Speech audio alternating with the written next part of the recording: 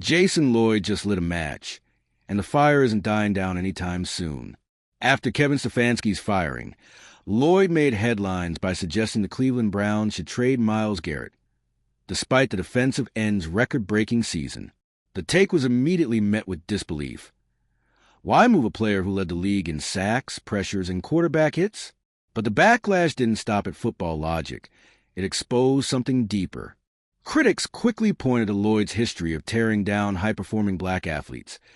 If you're into the real story and all the messy twists they don't show on highlight reels, go ahead and subscribe. And if you're sticking around to see how this Browns QB chaos plays out, you should definitely be subscribed. Contrasting it with his uncritical praise for less proven white players like Dorian Thompson-Robinson and Dillon Gabriel. This isn't just a debate over trades or stats. It's about what Garrett represents, a dominant force holding the Browns' crumbling structure together. At a time when the franchise is in disarray, fresh off Stefanski's exit, Garrett's performance wasn't just elite, it was stabilizing. Trading him wouldn't just weaken the team, it would send the wrong message about what greatness looks like and who gets to be celebrated for it. So the Browns fire Kevin Stefanski, and within minutes, sports writer Jason Lloyd takes that as his cue to stir the pot like it's his job, which, to be fair, it kind of is. But this time, he didn't just stir. He lit the match, doused it in lighter fluid, and set the whole thing ablaze. Because Jason Lloyd went on record calling for Cleveland Browns to trade Myles Garrett. Yes, that Myles Garrett, the guy who just wrapped up one of the most dominant defensive seasons in recent NFL history. 7 sacks in a single game. League leader in sacks, pressures, and quarterback hits. The Browns' only constant in a year of chaos. And Lloyd's answer to all that? Move on. Tear it down. Cash out for draft picks. You don't need to be a football savant to know how wild that sounds. Trading away a generational talent in his prime isn't just controversial. It's football malpractice. But Lloyd wasn't making a rational case for team building. No, he was on a mission to provoke. And it backfired hard. Because what's happening here isn't just about football strategy. It's about the patterns, the double standards, the way Lloyd critiques Myles Garrett after a record-breaking year, no less, while propping up far less accomplished players, often with something in common. They're white. Let's break it down. Lloyd's take was that Garrett, despite leading the league in basically every important defensive category, should be shipped out so the Browns could rebuild and find better players. As if finding better than the best edge rusher in football is just a matter of shuffling some draft picks around. This wasn't just a cold take. It was scorched earth, and the internet responded accordingly. Critics were quick to point out that Garrett didn't just have a great year. He had a historic one. That 7-sack game? It's the kind of performance that gets replayed in NFL highlight reels for decades. Analytics site Pro Football Focus had him ranked as the top-edge defender in the entire league. His dominance wasn't hypothetical. It was measurable. You don't trade that. You build around it. And yet, instead of recognizing Garrett as the cornerstone he clearly is, Lloyd pushed a narrative that sounded more like a hot take for clicks than a serious football opinion, which might have been just another bad media moment, until people started noticing a disturbing trend. Because this isn't the first time Lloyd has gone in hard on black players, while offering far more generous coverage to white ones. Earlier in the year, he took aim at SHEDEUR Sanders, a black quarterback prospect with a high ceiling and college success to back it up. Meanwhile, he hyped up names like Dillon Gabriel and Dorian Thompson-Robinson, who haven't come close to Garrett's impact or SHEDEUR's potential. And once you see it, you can't unsee it. A clear pattern where high-performing black athletes get put under the microscope, their accomplishments questioned, their leadership doubted, while white players with less production are framed as underdog stories or future stars. It's a subtle form of bias, but when it's consistent, it stops being subtle. Let's be clear. Criticizing players is part of the job for any sports journalist. But when your critiques start to detach from reality, when they ignore performance data, team dynamics, and basic logic, it stops being analysis and starts being agenda-driven. And let's talk about that performance data. Garrett didn't just survive a dysfunctional Browns season. He anchored it through coaching drama, quarterback instability, and front office chaos. He stayed locked in. 17 games of elite production. He didn't disappear when things got ugly. He showed up harder. He didn't mail it in after the season went sideways. He went nuclear with that 7-sack performance. That's not the kind of player you trade. That's the kind of player you build a defense and a franchise around. And while Lloyd was suggesting a teardown, NFL analysts and fans were watching Garrett put up Defensive Player of the Year numbers. He wasn't just playing well. He was rewriting what elite defensive play looks like. There's a reason names like Aaron Donald and TJ what come to mind when you talk about impact defenders. And Garrett was outpacing them in nearly every major stat. And yet, when Donald or would dominate, the media doesn't start talking trades. They get celebrated. They get shoe deals. They get called generational talents. But when Garrett has a career-defining year, Jason Lloyd suggests he's expendable. This isn't just tone-deaf, it's revealing. Because if you're willing to overlook Garrett's output, ignore his consistency, and downplay his leadership, all in service of some abstract rebuild that may or may not pan out, then what exactly are you valuing? It's certainly not production, and it sure isn't logic. It's narratives, and whose stories get framed as inspirational versus problematic. And it's not just fans noticing. The backlash to Lloyd's comments was swift and brutal. Comment sections lit up. Analysts started asking pointed questions. Why, exactly, would a team trade its best player at the peak of his powers? What are we really talking about here? Because the timing wasn't lost on anyone either. Stefanski gets fired, and within hours, Lloyd is ready to reset the roster. Coincidence? Or part of a larger desire to burn it down and start fresh, with new players, new stories, and maybe conveniently a new set of faces? The fact that Garrett has done everything right, on the field and off, makes this criticism even harder to stomach. He's been disciplined, professional, and relentless. He hasn't flamed out under pressure, demanded trades, or stirred up off-field drama. He just plays and dominates. So when Lloyd undermines it with flimsy, trade him while you can logic, it stops sounding like football talk and starts sounding like narrative building, and not the good kind. Because it's not just about Garrett. It's about how sports media treats black excellence, with skepticism instead of celebration, with qualifiers instead of praise. It's about how some voices are so quick to tear down what they don't want to understand, or what doesn't fit the version of the team they think should exist. Let's be real. The Browns aren't swimming in defensive superstars. Trading Garrett would gut the identity of that unit. There is no equal waiting in the wings. No secret weapon about to step in. This isn't chess. It's checkers with the best piece on the board, and Lloyd wants to throw it back in the box. And while Garrett continues stacking a Hall of Fame resume, Jason Lloyd is stacking ratioed tweets and credibility problems. Because the longer he leans into takes like this, the more people start questioning whether he's even watching the same game, or if he's just watching for narratives he already decided on. And yeah, we know how this works. Media personalities thrive on controversy. They drop outrageous takes, ride the backlash, and hope the engagement numbers justify it. But there's a line between provocative and irresponsible, and this was the latter, especially when those takes start reinforcing the same old biases that have been lurking in sports commentary for decades.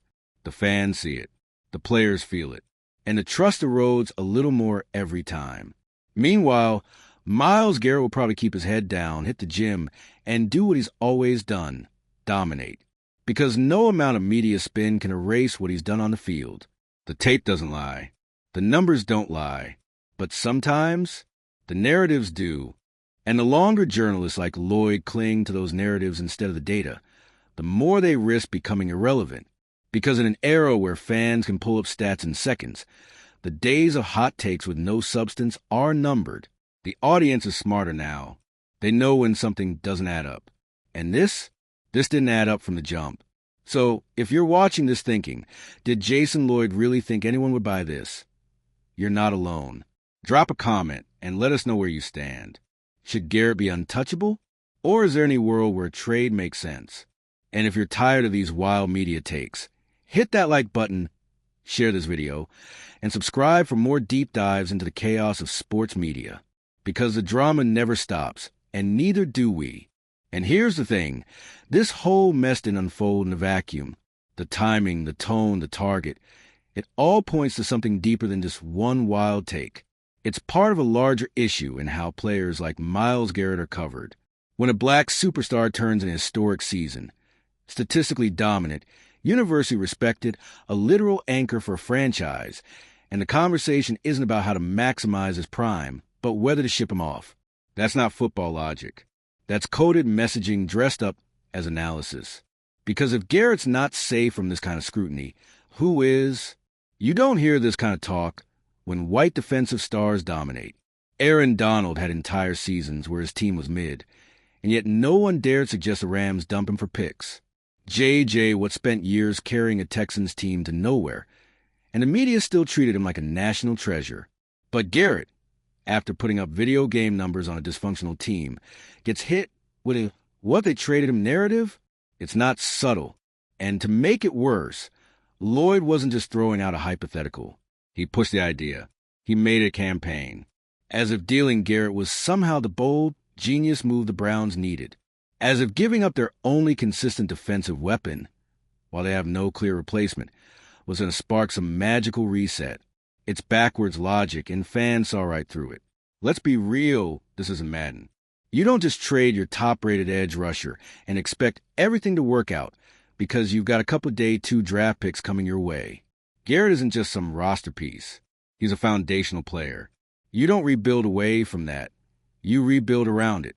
And for those wondering why this struck such a nerve, it's not just that Lloyd's take was wrong. It's that it felt willfully ignorant. Garrett's 2024-25 season wasn't good. It was legendary. Leading the league in sacks, pressures, and quarterback hits is the kind of thing that gets you etched into franchise lore. That 7-sack game? Historic. Literally historic. You don't treat that like a fluke. You don't pretend you can just draft that kind of dominance. You cling to it. You protect it like gold. But instead, Lloyd acted like Garrett was some luxury item the team couldn't afford anymore. As if the Browns should be grateful for production, and now flip him before the wheels fall off. And that's where it crosses into disrespect. Because nothing about Garrett's trajectory suggests a decline. He's in his prime, in control, and showing no signs of slowing down. It wasn't just a bad take. It was a lazy one. And fans weren't having it. Social media exploded with reactions, and they weren't subtle. Fans called out the obvious inconsistencies in Lloyd's analysis. Analysts dug into the numbers, which all confirmed what anyone with eyes already knew. Garrett is one of the most impactful players in the league. Full stop. Any team would be lucky to have him. Trading him wouldn't be bold. It'd be reckless. But Lloyd wasn't just wrong. He was loud wrong.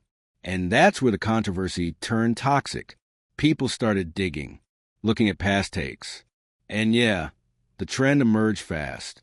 When black athletes made headlines, Lloyd's tone shifted. More critique, more skepticism, more "he's not that guy." But when white prospects popped up, even ones without proven track records, the coverage got rosier.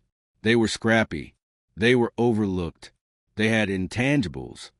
It's not about one article. It's about patterns. And patterns reveal bias. The SHEDEUR Sanders example hit especially hard. A promising young quarterback, huge potential, major college success, and Lloyd went on him like he was a liability. Meanwhile, Dillon Gabriel, Dorian Thompson-Robinson, players without the resume, without the upside, somehow got glowing praise. It didn't add up. So now the Garrett take isn't just a bad call. It's evidence. Evidence of a media voice that might not be analyzing talent as objectively as he thinks he is. And that's a problem, not just for Lloyd, but for the entire sports media space. Because narratives matter. When the media keeps pushing the idea that black stars need to prove themselves more, that they're somehow more expendable or more risky, it shapes public opinion. It shapes front office decisions. And it perpetuates a cycle where black athletes have to be historic just to be respected, while others get benefit of the doubt for doing a fraction of the work. Myles Garrett did everything right, dominated statistically, carried himself like a pro, led by example, and still, somehow, became the target of a trade conversation the second his coach got fired. How does that make sense? Answer, it doesn't. Unless you stop looking at football and start looking at bias. The Browns, despite their internal chaos, were only kept afloat because of players like Garrett. The defense wasn't elite, because of system. It was elite because of individuals like him. Players who can win matchups single-handedly. Players who tilt the field. And in a league where elite pass rushers are among the most valuable assets you can have, Garrett is the blueprint. You can't just replace that. And Lloyd pretending like you can? It's insulting. Not just to Garrett, but to fans who actually understand the game. And now, Lloyd's credibility is hanging by a thread. Because once your takes start to feel more performative than analytical, people stop listening. And if you keep centering your coverage around controversy instead of consistency, people tune you out. It's the fastest way to become irrelevant. Meanwhile, Garrett's legacy is only growing. He's not just an elite player. He's a standard bearer. The kind of athlete you point to when you talk about doing things the right way. He stacked seasons of dominance, stayed focused through franchise drama, and still performs at a level that's nearly unmatched. That's not trade bait. That's gold. But here's the real kicker. All of this is happening while Garrett continues to play like he's chasing something bigger. He's not content with just being great. He's pushing for all-time status. And if he keeps stacking seasons like this, Canton is calling. Period. So when a journalist like Lloyd suggests giving that up, swapping sure-thing greatness for hypothetical draft lottery tickets, you have to ask, is this really about football, or is it about chasing clicks? Because no real football brain would ever make that call. The fan base knows it. The league knows it. And the numbers back it up every step of the way. And now the spotlight is on Lloyd. Not on his analysis, but on his motives. Will he walk it back? Will he double down? Does he even care about accuracy anymore? Or is he just chasing controversy to stay in the conversation? Because one more take like this, and the conversation might move on without him. Meanwhile, Garrett will be back in the gym, probably already plotting how to top his own 7-sack game. That's the difference. One man is chasing greatness. The other is chasing engagement. And in the long run, we all know who wins that race. And let's not ignore the ripple effect this kind of take has, because it's bigger than just one player or one team. When someone like Jason Lloyd throws out a headline-grabbing, trade Garrett opinion with no real basis in logic or strategy, it signals something to the rest of the media ecosystem. It says, facts are optional, and if you're loud enough, reason doesn't matter. That's the danger. Because the next person sees how much traction that bad take gets. The clicks, the quote tweets, the outrage, it feeds a cycle. Suddenly, we're no longer talking about performance, leadership, or value. We're debating narratives that shouldn't even exist. We're pretending like trade your MVP is a reasonable discussion point, all while ignoring what's actually going on in Cleveland. Let's be real. The Browns haven't exactly been a model of organizational stability. Coaching turnover, quarterback chaos, questionable front office decisions. It's been years of dysfunction. Through all of that, Garrett has been the constant. He's not the problem. He's the solution they keep ignoring. And yet, somehow, he's the one Jason Lloyd thinks needs to go? Where's the accountability for the decision-makers who actually cause the mess? Where's the critique of the coaching carousel, the roster mismanagement, the quarterback roulette that's kept the Browns spinning their tires for years? It's crickets on all that. But when it comes to the guy who's delivered week in, week out, under impossible circumstances, now we're talking trades. The absurdity writes itself. But here's the hard truth. Garrett's been held to a different standard for a while now. It's not new. This trade suggestion just ripped the mask off. When he dominates, it's not enough. When he plays through injury, he's not showing up in big moments. When he leads a league in defensive stats, he's still framed as expendable. It's a moving goalpost. And players like Garrett know exactly what that feels like. Because no matter how many records he breaks or games he changes, there's always someone waiting to explain why it's not enough, or why someone less accomplished is more valuable. And fans are done pretending that's normal. We've seen this script too many times. Black athletes have to be exceptional just to be accepted. And even then, it's conditional. A couple quiet games. And suddenly the narrative turns. They're inconsistent. They lack leadership. The standards shift. The patience disappears. But their white counterparts, they get every excuse in the book. It's not just unfair. It's exhausting. And when media figures reinforce those biases, even subtly, it becomes a real problem because they help shape how fans talk, how front offices think, and how careers are remembered. It's not just bad sports journalism. It's a pipeline for systemic inequity, playing out in real time. Garrett's not the only one who's dealt with this. But in this moment, he's the latest example of how even your best isn't safe when certain narratives are allowed to thrive. And look, Garrett doesn't need media approval to validate his worth. His play speaks louder than any column or podcast segment ever could. He's not chasing praise. He's chasing greatness. But that doesn't mean we shouldn't call out the garbage when it's put out there like it's legitimate analysis. Because what Lloyd did wasn't just wrong. It was loudly wrong, and unapologetically so. He didn't offer nuance. He didn't say, hey, I wonder what the team could get in a rebuild. No, he pushed for it. He made it seem like the smart move. And when critics came for him, he leaned into the chaos as a provoking outrage somehow validated his point. But here's the twist. Provoking outrage doesn't make you insightful. It just makes you loud. And at a certain point, fans stop mistaking volume for value. That's where Lloyd is heading, if he's not already there. Because once people start questioning why your opinions always seem to target certain types of players, once they start seeing the patterns in who you criticize versus who you praise, it's not just a credibility hit. It's a career red flag. And that's not cancel culture. That's accountability. Because sports media isn't just entertainment. It's influence. And when your influence skews toward undercutting elite black athletes while hyping up improving white ones, people should ask questions. People should be skeptical of your motives, especially when the numbers in the game film tell a completely different story. So what happens now?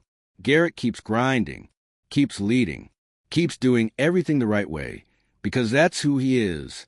He doesn't need to clap back or post cryptic tweets. He just needs to suit up and let the results speak. And they will, because dominance like his isn't going anywhere. As for Lloyd, that's less clear. He can double down. He can pivot. He can go silent. But the stain of this take won't wash out easily. Not because he was wrong, but because he was willfully wrong. And because he doubled down despite the facts, despite the data, and despite the overwhelming support fans and analysts alike showed for Garrett. And maybe that's the most frustrating part, the disconnect, the refusal to even engage with the idea that, hey, maybe trading the league's most dominant defender isn't the move. Instead, we got arrogance, we got deflection, we got ego, but we didn't get accountability, not from the person who needed to show it most. And in this moment, this weird, revealing, uncomfortable media moment, it's Garrett who comes out looking stronger, not because of what he said, but because of what he didn't need to say. Because when you got the stats, the tape, and the respect of your peers, you don't have to clap back. Your game speaks loud enough. If you're with us on this, go ahead and like this video. Drop a comment below. Should Garrett be untouchable? Or is there any angle where a trade makes sense to you? We want to hear it. And while you're here, subscribe for more breakdowns, blow-ups, and media meltdowns, because there's always another mess right around the corner.